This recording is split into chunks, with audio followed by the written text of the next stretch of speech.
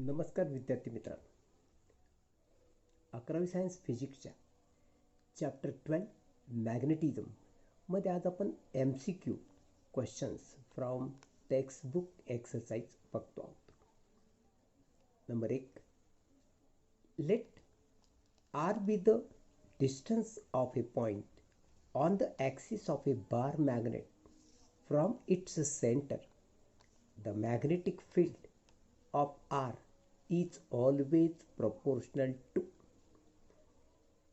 4 option दिले. त्यातलं ए option असं आहे 1/r², बी ऑप्शन आहे 1/r³, सी ऑप्शन आहे 1/r, तर डी आहे not necessarily 1/r³ at all points.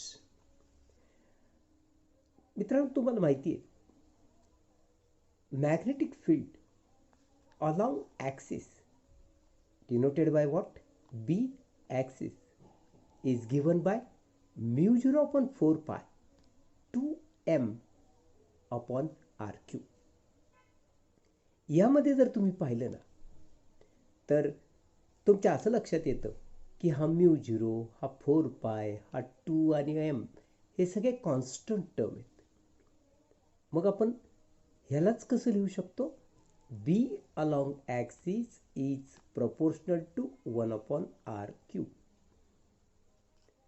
Similarly, magnetic field along equator असं जर आपण पाहिलं तर magnetic field along equator, that is B equator, is given by μ0/4 pi m upon r³.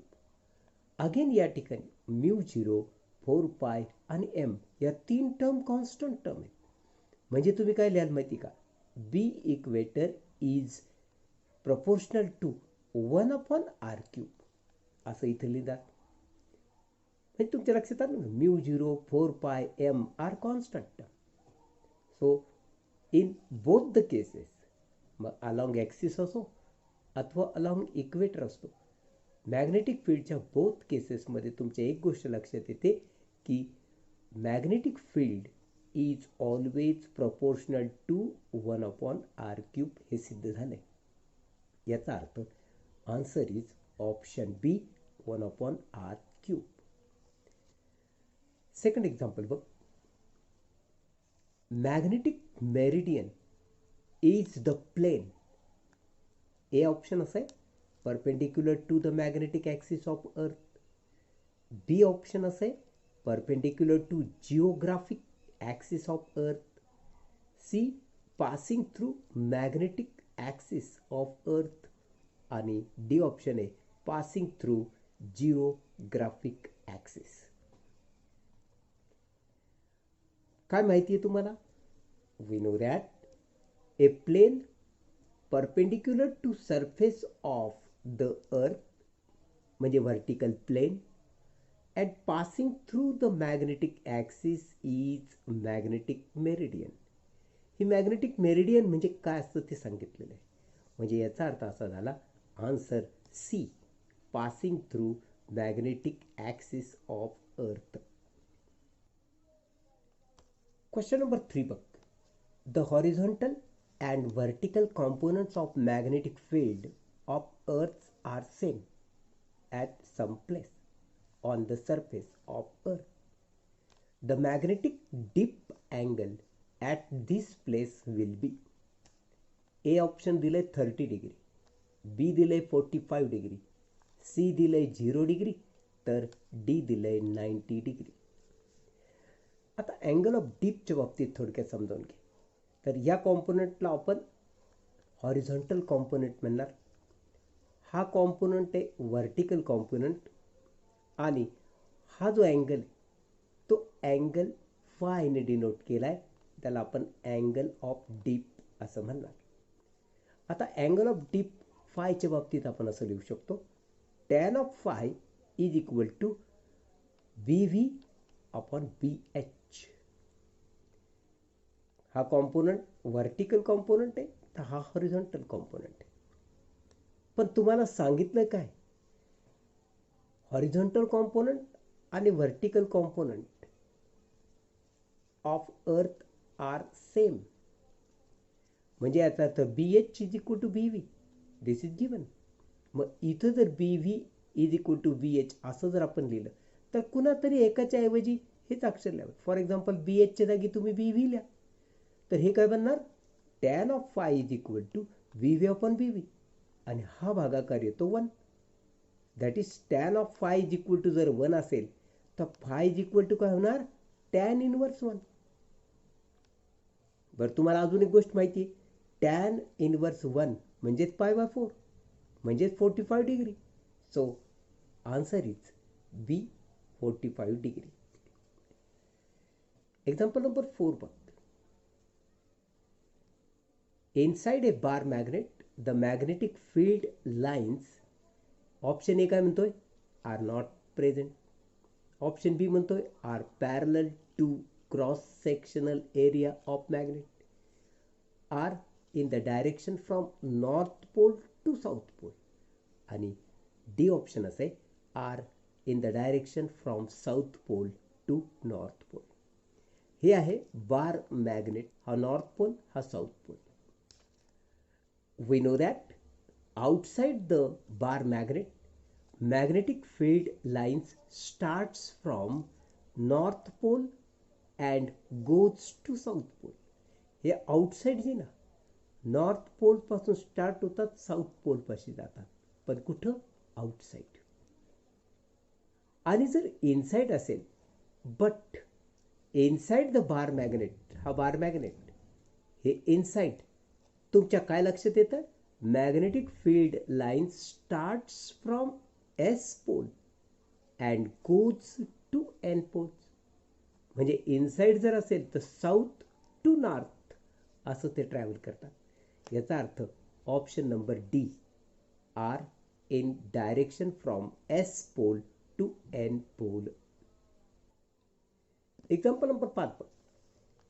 A place where the vertical component of Earth's magnetic field is 0 has the angle of dip equal to 0 degree, A option है, 45 degree, B option, 60 degree, C, आणि 90 degree हे D option आहे. आता we know that angle of dip phi कसा लिहितो आपण, tan of phi is equal to bv upon bh. But here bv is equal to 0. तो काय म्हणतो बघ ना, vertical component of Earth's magnetic field is 0. याचा अर्थ bv is equal to 0. मग यामध्ये जर अंशातच 0 आला तर tan phi ची किंमत 0 येणार. म्हणजे हा फाय इज इक्वल टू काय होईल, टॅन इनवर्स 0 असं तू लिहिशील. आणि टॅन इनवर्स 0 तर 0 असतो. याचा अर्थ phi is equal to 0 degree. So answer is option A, 0 degree. Example number 6 बघ.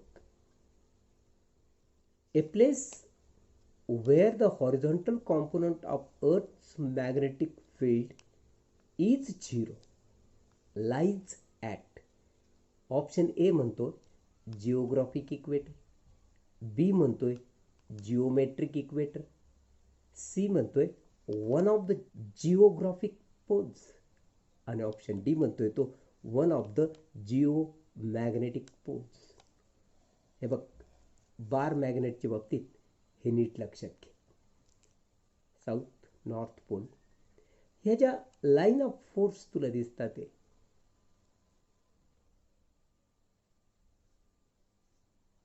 ह्या इथं त्या परपेंडिक्युलर वाटतात, म्हणजे व्हर्टिकल वाटतात. Line of force are perpendicular at south and north pole.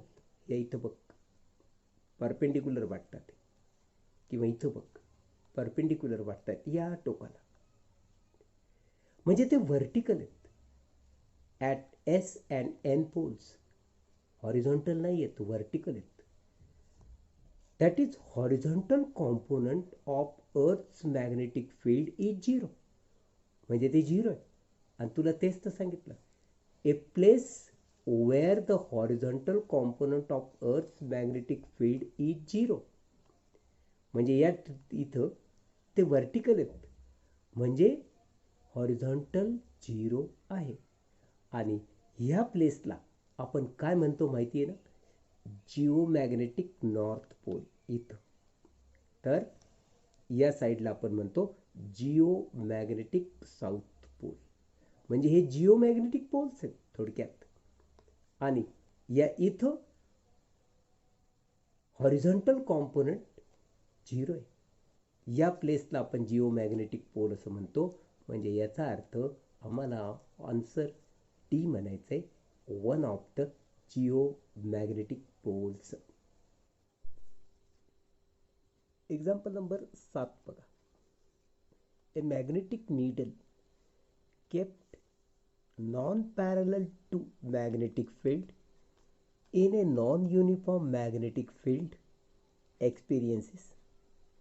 Option A force but not torque. Option B, a torque but not force. Option C, both force and torque. And option D, neither force nor torque. आता आम्हाला एक गोष्ट लक्षात ठेवायची. A magnetic needle is kept non-parallel to magnetic field असं दिलंय. काय होतं याचा अर्थ? Therefore, it experiences torque. ज्या अर्थी ते नॉन पॅरलल म्हणतोय म्हणजे तिथं टॉर्क एक्सपिरियन्स होतोय. Second, also it is given that field is non uniform. हे नॉन युनिफॉर्म याचा अर्थ सगळीकडं फील्डमध्ये सारखेपणा नाही. Somewhere strong field while somewhere weak field. So there is attraction from stronger field to weaker field. म्हणजे force of attraction आहे, म्हणजे तिथं फोर्स पण आहे. thus the needle experiences both force and torque, and therefore answer is C, both force and torque. तर मित्रांनो, हे 7 MCQ question टेक्स्टबुकमधले आपण पाहिले. तुम्हाला ते समजले असतील. नीट अभ्यासा. हा व्हिडिओ आवडला असेल तर जरूर लाईक करा, शेअर करा आणि सबस्क्राईब करायला विसरू नका. भेटूया पुढच्या व्हिडिओमध्ये. धन्यवाद.